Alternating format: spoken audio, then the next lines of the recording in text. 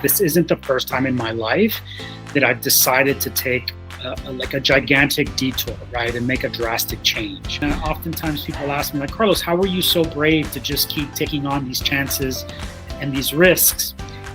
And I have a lot of ways to answer that, but probably the one that it comes down to most specifically, I think what a lot of us tend to do, Alina, is that we get so caught up in our minds in planning and in trying to execute and in trying to live the perfect life that we don't allow room for like the unfolding of life. So for me, in helping people, it's all about helping them understand themselves, because we all carry these sort of stories from our past and we don't recognize that they do.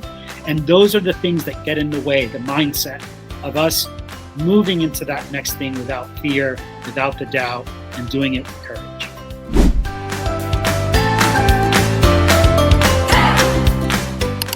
Hola, and welcome to the Dare to Start interview series. My name is Alina, and for 30 days, I am talking with brave men and women who dare to start. Something that maybe felt very scary at first, but they still gave the first step, whether it was a business, a change of business, a different decision in life. And today, I have the honor, the privilege to interview a person that we were just looking back. We met first in 2019. Our lives took different paths, and then now we reconnected, and I'm very grateful for that. I hope I can call you a friend, so I want to introduce you, Dr. Carlos Garcia. Thank you for being here. Thank you, Alina. Yeah, what a crazy way that sort of life unfolds, right? I remember you were the first person that I sat down with to discuss marketing around the business I had started at the time, which was my private practice. And so I'll always be so grateful for you, that the time that you took for us to meet over coffee and share sort of all of your knowledge. And here we are reconnecting all of these years later. Yeah, amazing. Yeah, I still remember that day. And like I said to you recently, I was just like looking at all your journey, and wow, it has been amazing. So congratulations. And we're going to talk a little bit about that today. But so let's just get started. If you could please give an introduction. Now the main thing with the interview is to talk about a moment that you're daring to start. And in this moment, you are transitioning from that private practice that you just mentioned to being a keynote speaker and corporate trainer, which is amazing. So I just want to ask you just to introduce yourself very briefly, and then tell us about what you're working on right now. Yeah, thank you, Alina. So Dr. Carlos Garcia, I'm a licensed clinical psychologist by training. And I had a private practice here in the Tampa area for many years, so helping folks navigate mental and emotional well-being.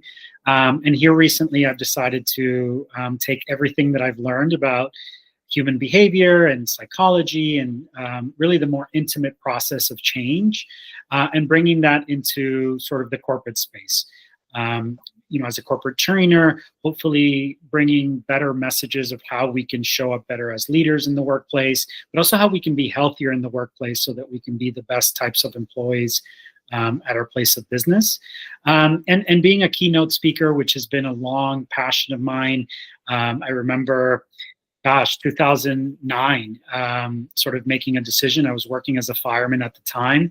Let's just talk about the last transition from your practice to this new area of your career that you want to pursue.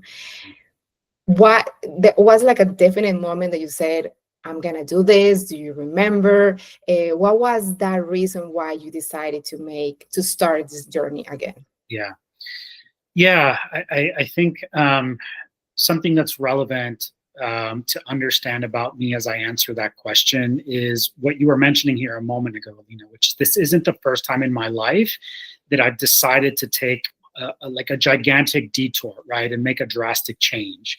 From being in high school to deciding to go into the military, and 2 weeks after graduating, going into the military, having come out of the military, sort of not knowing what I was going to do, and then deciding I wanted to be a fireman, eventually becoming a paramedic.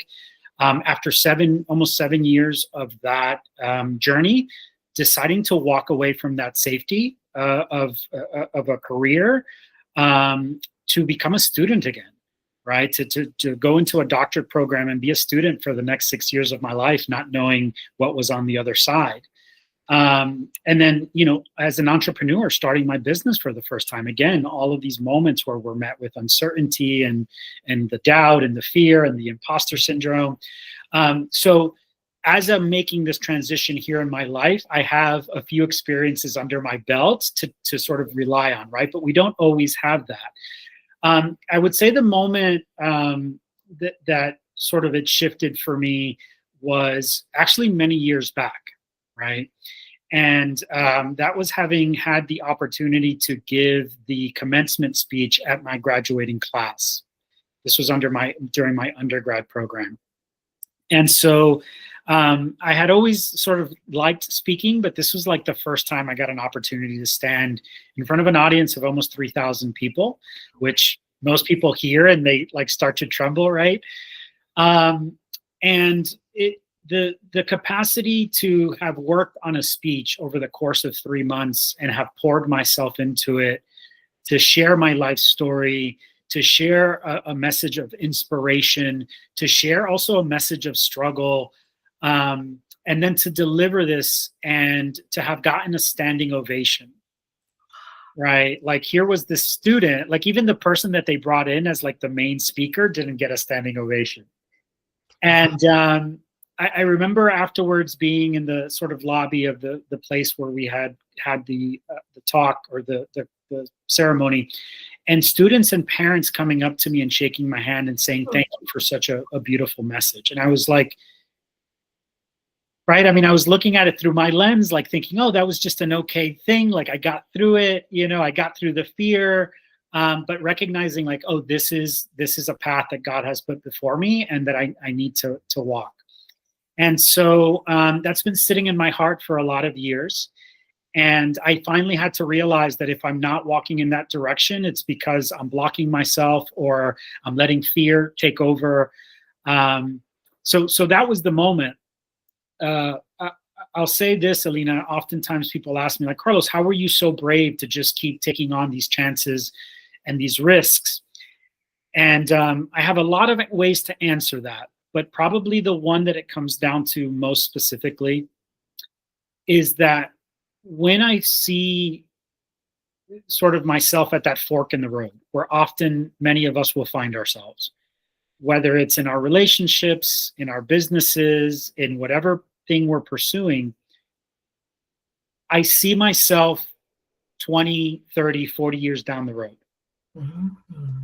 And I think to myself, if I don't do this, will I regret it? And the answer always is yes. You'll regret it because you didn't give yourself the opportunity. You'll regret it because you didn't at least try.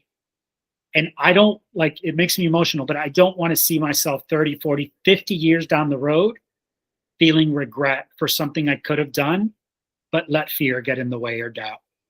And that is the strongest motivator for me, saying like, when I went to grad school, I was like, I don't care if it takes me 15 years to get this degree, but I have to do this because it's what I'm setting out to do. And so that's the biggest driving force for me. That is, I mean, there's so many things to unpack from here. And probably could be talking here forever, but I think there is one out of all the impressive stuff that you just mentioned that I really want to congratulate you and respect for it. I do want to highlight something that you have that not many people have, which is the power of visualizing, not even in 1 or 2 years, but like beyond that. I know that because even as marketers, I know that we are part of the problem, that we see everything very immediate.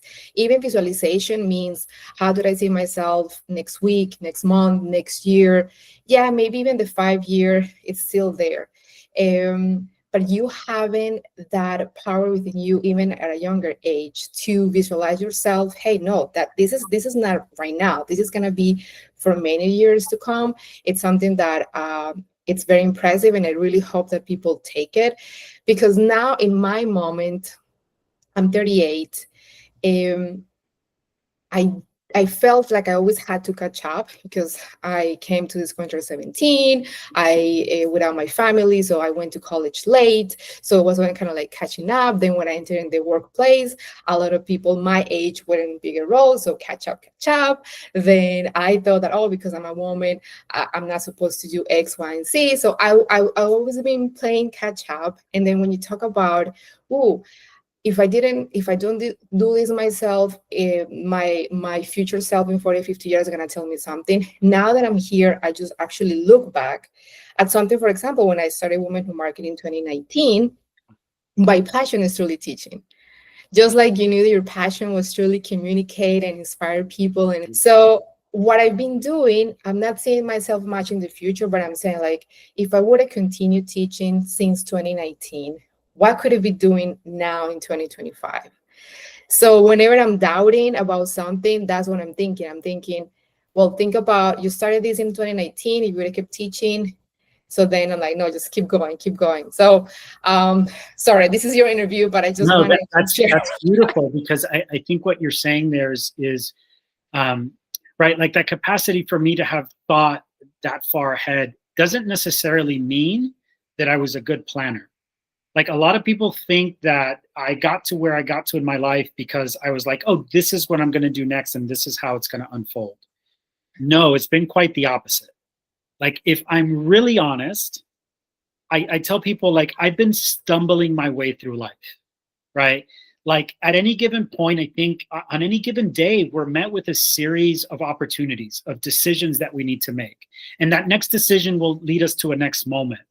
I think what a lot of us tend to do, Alina, is that we get so caught up in our minds in planning and in trying to execute and in trying to live the perfect life that we don't allow room for, like, the unfolding of life, right? Like, I sort of knew I wanted to go into the military because, I came to this country as an immigrant and I wanted to pay the country back for the freedom it gave my family. But also, like, it was my senior year of high school and my friends were going off to college to study medicine and law. And I didn't know what the heck I was going to do with my life. So the military was just like, oh, I'll do this for now and we'll see how it turns out. I didn't always have a dream of becoming a fireman. As a matter of fact, I thought I was going to be a police officer like my brother for many, many years. When those doors didn't open, a buddy of mine called me one day. He's like, hey, police get shot at. Why don't you become a fireman?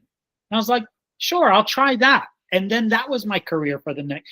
And then I stumbled across a book that helped me changed a lot of my narratives, right? That's why I took to psychology in such a powerful way and made me realize that I was something much greater than I had ever believed myself to be. And then I realized that I can help other people find that in themselves as I had found it in myself. So that's why I wanted to be this motivational speaker. I thought I was going to stay at the fire department. Next thing I know, here I am deciding to leave school and be a student again. After I got out of my program, I was like, okay, now I'm going to be a psychologist. I didn't think I was going to start my own practice and be a business owner. And yet here we are, right? And so I think we also need to leave room for just the ways that the universe or God or just the world sort of gravitates and just pushes us in different directions. I happen to think from this place in my life that all of it is perfect. It was all teachings. It was all lessons. Like, I had to go through each and every one of those things. I even had to go through the paths that ended up in detours. Like, I had to get lost a million times to be found, right? And so I think that especially in business, we're like, okay, what are the metrics that we need to meet? How is this going to look in 10 and 5 years? And great, have a vision, have a plan. But also, like, life is uncertain and things are going to happen. And sometimes we're going to, right, like family, we're going to have to build our families, or financial things are going to happen. Like, uncertainties are going to happen. Can we allow ourselves to, one, trust that we will always get through it? Two, to keep remembering that we're resilient beings, that no matter what gets thrown at us, even though we may encounter fear, even though we may encounter doubt, even though we may encounter confusion, that we're going to navigate that as well and come out on top, right? And three, to, again, just like anchor ourselves in this trust, in the faith, in a belief that says there's something out here that I'm supposed to do. And as long as that's in my heart, I'm going to keep chasing that. 100%. 100%. Usually, I ask my guests to kind of give tips whenever they feel fear and doubt on how to overcome that. And I think you have shared incredible tips along the way. So I want to actually skip that, and I want to ask you more on the teaching portion, because I agree with you, trust. And sometimes we actually seek trust in others, what the significant other tell us, what a coach will tell us. And actually that's good, because at least you start in the process. But I always advocate that the biggest source of trust, besides a higher power, if you believe in that, I do, is yourself. Like that's the only thing, that's the only thing that is constant throughout this whole crazy journey of life. So instead of asking these questions, what I want to ask you is, for someone that is watching this and is like, okay, I get it. I know that I need to follow Carlos' advice. I know that trust is very important. Is there something specific, tangible, like one key teaching that you could give us about gaining that trust in ourselves? Yeah. And I think part of, pardon me for like really delving into this question, but I think that part of the work I have a passion for doing is helping people understand themselves. So no, don't take my word for it. My experience was my experience, and very individual in particular for what I needed to go through, right? So let's look at this thing about doubt. Like, why do we experience doubt, right? Now, for some of us, that's just kind of a way in which we discern between different things, right? Like if we look at the human experience, we can recognize that most of us are usually trying to avoid pain and seek pleasure. That's a fundamental human sort of need, right? But let's look at doubt, right? So imagine, I'll get people to just sort of reflect on their childhood for a moment, right? And think about it. When you were a child, how often you were met with some message that how you were thinking, how you were behaving, what you were feeling was not to be felt, right, Alina? So I use this story, okay? Here's a child going out to eat with their parents. They go out to eat every Friday. And on this particular Friday, the parents tell the child, we're going to let you choose what you want to eat, right? So the child gets all excited, gets to the restaurant, opens the menu, sees this big yummy pizza and says, I want the pizza. And then mom, in a very loving way, says, honey, are you sure? Why don't you get the burger? That's what you normally get. So the child stops and thinks about it for a moment, but sticks to their decision. And right in that moment, again, mom just checking in, honey, what if you don't like the pizza? You know the burger's a safe bet. So the child stops and thinks about it one more time, but sticks to their guns. No, the pizza. And right in that moment, the other parent chimes in, we're not getting the pizza, it's too big. You're not going to eat it all. It's going to be a waste of money. So the child says, okay, I'll get the burger. And life moves on. But my question to you is, in that moment, what do you believe that child believes about their ability to make decisions? Yeah, it's weak. Like I'm not be the best person in deciding what I want for dinner. Yeah, maybe I don't make good decisions. Maybe I need to check with other people. Now, that didn't evolve from just that one experience, but what we know about parenting is that it's pretty consistent over time, right? So that child probably heard a similar message around academics, sports, the way that they dressed. You're going to wear those shoes? Are you sure with that outfit? Right? Like this very subtle message that over time, do you imagine this child starts to second guess their feelings, their thoughts, their opinions, their decisions? Now, this isn't coming from parents that are trying to do anything bad. They're parenting, right? That's how we raise children. We make them reflect. But oftentimes as children, we get a lot of messages around of shame and discomfort about what we're feeling, especially if it goes against what the parent thinks it should be, right? And so you're being silly, you're being too much, you're being too emotional. You should be this way, right? And so for a lot of us, doubt started very early on in our programming, where we stopped learning how to trust what was coming up for us because it wasn't given space. So this is a child that by the time they're in their teen years is having issues with their self-esteem. In adulthood has a lot of hard times or even anxiety making decisions. Always going to a coach, always asking 15 friends, always riddled with like uncertainty. It's not a problem with them. It's a problem with the narrative that they adopted and internalized, that I am somebody that doesn't make good decisions. So that's where I would start with people, is to encourage them to understand, like, where did doubt start to become a thing for you? Because when you see that programming, you can start to let it go and be like, oh, this isn't me. It's not that I'm a doubtful person. It's that I grew up around a very nervous mother. Bájate de ahí, te vas a caer, you're going to break that. You're going to hurt yourself. Don't touch that, right? And so, like, think about it. My environment was constantly this message that, like, bad things are going to happen. How does that later impact your psychology around the kind of risks you take, around the kind of fear that comes up for you? So for me, in helping people, it's all about helping them understand themselves, because we all carry these sort of stories from our past and we don't recognize that they do. And those are the things that get in the way, the mindset of us moving into that next thing without fear, without the doubt, and doing it with courage. I couldn't agree anymore. I always say the greatest subject that you could ever take time to learn about is you. That's it. And that's actually something, like, we go to school for a lot of things, but there isn't a school that says, come to school to learn about you. So yeah. That's one of the many things that I wanted to hear. And now that I am a mother, I realize the power of what you're saying. And maybe for some people, they get it because I've heard this before, but it's like, but once you realize any action that you make, any phrase that you said, or even my facial expressions, then I see her doing things like that. I'm like, wow.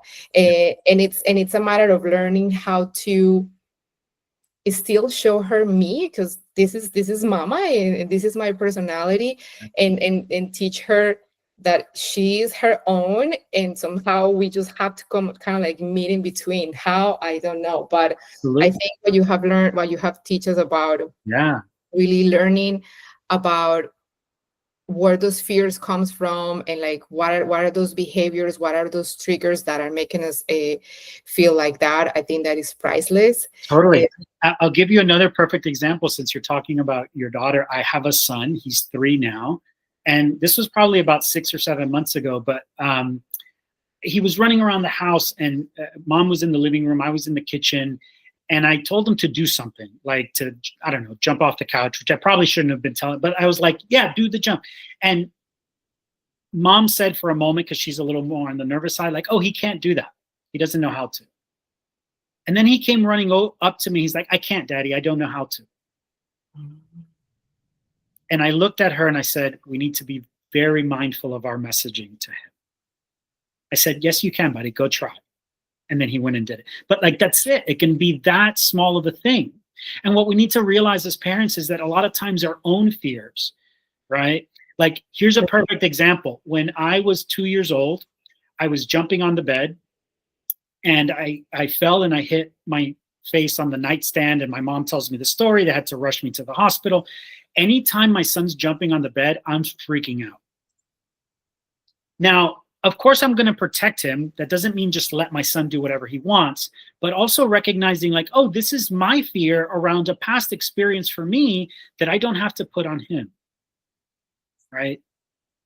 And so it's a lot of that inner work that you're talking about, Alina. Mm-hmm. That is, you know, coming back to your initial question, one of the ways that I've really stepped into that is to start looking at the places where I have fear, start looking at the places where I doubt myself, and learn from that. Like, learn by learning about myself and my stories. And that's what I encourage anybody to do. Because if you're constantly seeking that outside of yourself, then you keep reinforcing the I don't know, I'll never know within yourself. Yes. And I think this is a great way, because I know we ended up started talking about your dare to start moment, about changing careers, and that now the call to action, the conversation just took us there. I feel like it's more about an invitation for everybody that is watching this interview to kind of dare to start kind of embracing and looking and naming their fears and their doubts, and understanding where that comes from, and how they are affecting them. Yeah. Because I think that could be a great first dare to start moment, to unlock many, many great things that I know that everybody have in their mind, and I know that we all have the potential to be. So this is fantastic. I know that everybody wants to connect with you. Everybody wants to learn more about you. So please tell us where they can find you in the internet. Yeah, so usually I send people to my Instagram. It's usually where I'm most active, and that's Dr.Carlos.A.Garcia. Just because there's so many Carlos Garcias out there. So Dr. Carlos A. Garcia. And if people are sort of interested in learning more about, my book, I wrote a book last year that was all about how to do that inner work for people, especially in the corporate space, how to look at fear differently, how to start to investigate the within. They can go to my website, drcarlos.com. There's a little bit more about my bio and other information about how to find me there as well. Perfect. So please go ahead and do that. I want to thank you once again. And for everybody watching, I want to remind you about the Dare to Start challenge, which the idea is precisely this: help you start a project, whether it's professional or personal. It's very simple. You tell us your idea. We give you quick marketing lessons to kind of help you get started, a homework because you need to apply it. And who knows, maybe today is that day that you dare to start. So the information is below. And again, Carlos, thank you so much for your time and for all the wonderful information you share with us.